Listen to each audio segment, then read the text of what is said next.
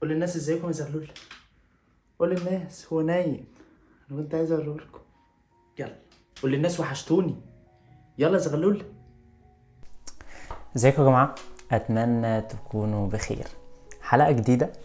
احنا تأخرنا عليكم كالعادة، مش عارفين نقول ايه ولكن حلقة جديدة هنعملها. يعني انطلبت مننا كتير وناس كتير طلبتها في الكومنتس. حاسس ان انا مستغرب القعدة قدام الكاميرا.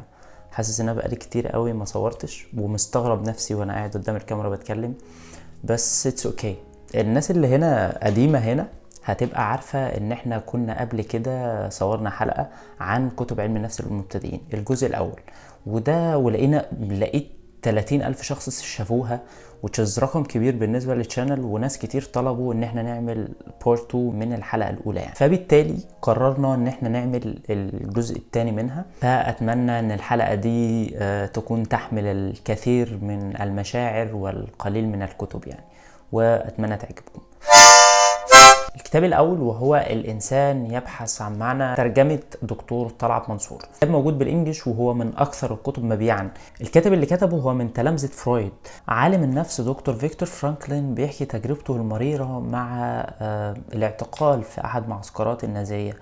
الكتاب ده صعب جدا لما تقرأه، خصوصا الجزء الأول منه بيحكي تجربته خلال الاعتقال في المعسكرات النازية خلال الحرب العالمية الثانية. ومن هنا بدأت مدرسته في العلاج النفسي، من خلال ان هو بدأ يلاحظ تصرفات الناس الموجودين في السجون، ومواقف الناس في مواجهة العالم، وايه الاسباب اللي بتخلي الناس تكمل ان هي عايزة تعيش في الحياة، او الاسباب اللي بتخلي الناس ان هي تنتحر. فهو بيوضح بسهولة الاسباب اللي خلت الناس تلاقي معنى للحياة.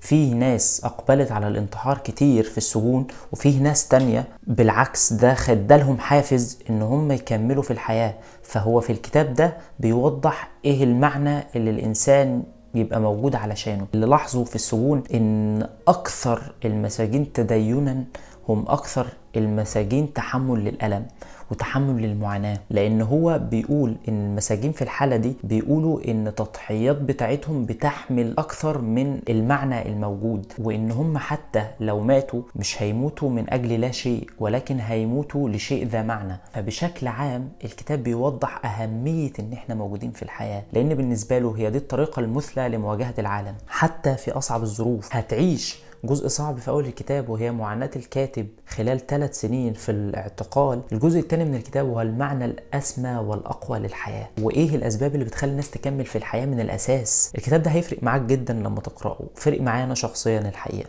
الكتاب التاني وهو Thinking Fast and Slow. الكتاب ده هو أنا قرأته في وقت حلو قوي. الكتاب ده للكاتب الحائز على جائزة نوبل دانيال كانيمان. الكتاب ده طبعا الكاتب حائز على جائزة نوبل في علم الاقتصاد السلوكي. بيحكي في الكتاب ده ازاي عقلنا بيتعامل مع القرارات، ازاي التفكير بتاعنا قدر يقسمه الى قسمين، سواء تفكير سريع او تفكير بطيء. فبيقول في الكتاب ده ان احنا عقلنا بيفكر بنظامين او بطريقتين مختلفتين. النظام السريع في التفكير هو نظام بيتسم بالسهولة والتلقائية والعفوية وعدم التفكير الزائد عن الحد. اما النظام الثاني وهو بيتسم بالعقلانية والمنطق والبطء اكتر، وتحليل الامور بطريقة عقلانية اكثر. يعني الكتاب بيوريك ازاي النظامين بيأثروا على عمليات صنع القرار بالنسبة لك، او ممكن يتحكموا بجزء كبير من حياتك وانت مش عارف، بيتحكموا حتى في ذكرياتك. وبيوريك ليه احنا بنلجأ اكتر للنظام السريع اكتر من النظام البطيء، وان هو ازاي مرهق،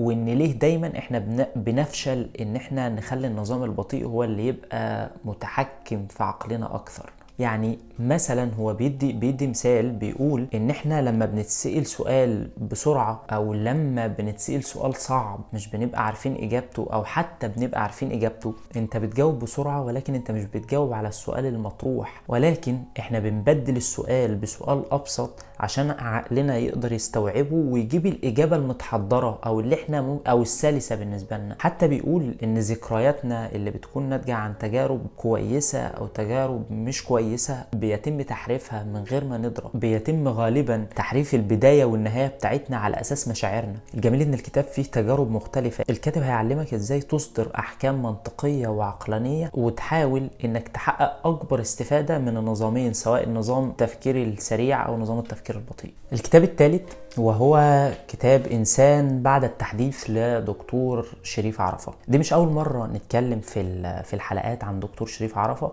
الكتاب من إصدارات الدار المصرية اللبنانية. بيشرح الكتاب ده ببساطة مراحل تطور النفس الأربعة، إزاي الإنسان بيشوف نفسه وبيشوف الناس اللي حواليه، وهل من الضروري إننا نتطور وننضج نفسيا أصلا ولا لا. هو بيشرح في الكتاب كل الكلام ده. كمان في باقي الفصول بيشرح التطور النفسي في جوانب كتير من الحياة، زي العلاقات الزوجية، وبيتكلم عن الذكاء العاطفي، وبيتكلم عن المشاعر والتطورات النفسية وتطورات ما بعد الصدمات. كمان الجميل في الكتاب هتلاقوا فيه رسوم كاريكاتير وحاجات زي كده. فالكتاب ممتع ومسلي، يعني ممكن تقرأه أصلا في جلسة واحدة.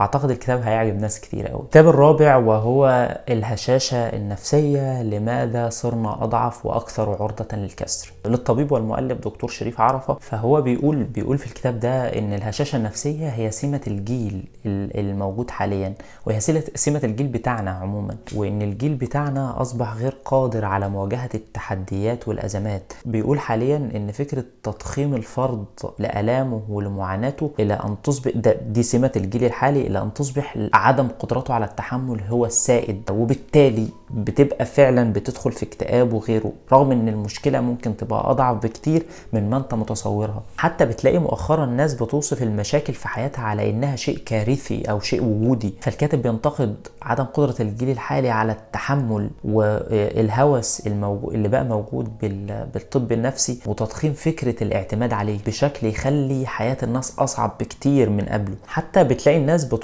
بتستخدم مصطلحات لتضخيم الامور مش اكتر. الكاتب بينتقد قضية الشغف الموجودة اللي بيطرحها مدربين التنمية البشرية والموجودين على السوشيال ميديا دلوقتي، بينتقدها جدا. الجميل في الكتاب ان دكتور اسماعيل عرفة بيقدم في كل فصل من فصول الكتاب بيقدم المشكلة وبيقدم الحلول بتاعتها، بيقدم مشاكل الهشاشة النفسية وتقوية النفس اكتر وتدريبها على الصبر وتحمل المسؤولية. في رأيي الكتاب هيغير منظورك عن حاجات كتير قوي، حتى في شغلك هيغير منظورك كتير، فأتمنى تقرأوه. يعني الكتاب ده مهم جدا. الكتاب الخامس والأخير، أنا خليت الكتاب ده في الآخر عشان أتكلم عنه أكتر شوية.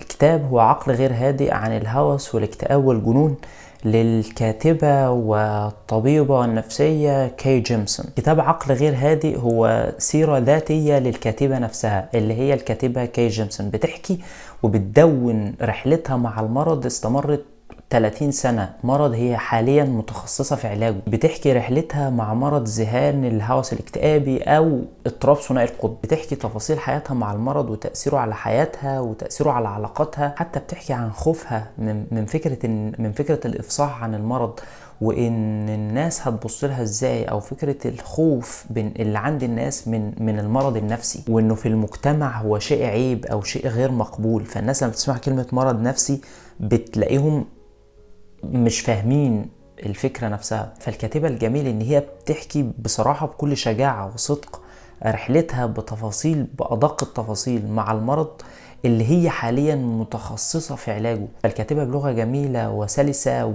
وكتاب يحمل الكثير من المشاعر. بتحكي نموذج لمصابة بالمرض وكيف استطاعت تجاوز محنتها مع المرض والتعامل معاه بشكل صحيح وتنجح في حياتها وتبقى مؤثرة كمان. الكاتبة كاي بتروي تفاصيل حياتها منذ أن كانت طفلة، والتحولات اللي بعد كده اللي خاضتها عشان تدرك فيما بعد ان هي مصابة بالمرض. حتى بعد ما عرفت اصابتها بالمرض بتحكي رحلتها مع العلاج، وان ازاي العلاج كان امر لابد منه رغم الاثار او الاعراض الجانبية بتاعت العلاج ده. ولكن العلاج هو لا غنى عنه، حتى يعني لا تبلغ هوية المرض زي ما بتقول. وهوية المرض ان هي يا الانتحار يا انها تصاب بالجنون. اهم ما ركزت عليه الكاتبة بصراحة في الكتاب ده هو الدعم اللي تلقته من اسرتها، سواء الدعم المعنوي، سواء الدعم اللي تلقته من الاطباء، سواء الدعم اللي تلقته من الاصدقاء. فلولا السبورت سيستم او البيئة المحيطة بالكاتبة هي عمرها ما كانت هتقدر تقاوم او يبقى حواليها ناس تساعدها ان هي تخرج من المحنة اللي هي فيها او تخرج